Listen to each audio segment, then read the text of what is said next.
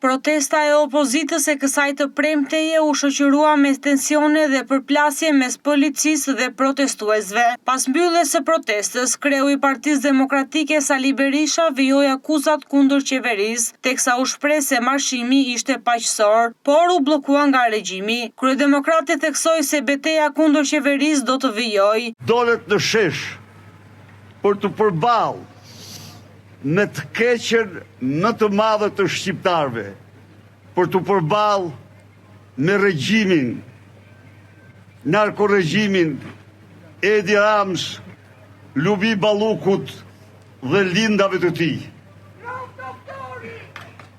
Sot regjimi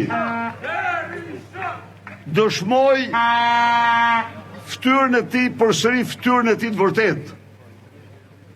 Bllokoi marshimin paqësor ton.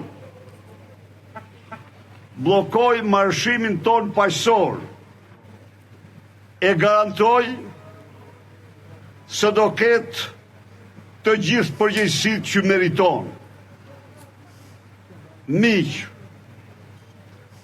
nuk ka polici në botë që mund një popull kryegritës. Dhe ne jemi në këtë betejë me moton e hershme të shqiptarëve. Ja të vdesim, ja të rrojmë për liri. Asgjë në botë s'do mund ta imponoj ne të pranojmë pushtetin e hajdutëve dhe kriminalëve si Edi Rama. Betejë vazhdon, edhe me të pamposhtur, edhe me të fuqishëm, edhe me të vendosur, se kur më parë.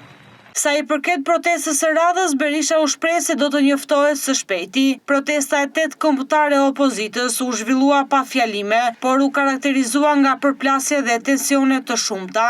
Gjatë protestës pati të lënduar dhe disa të shoqëruar.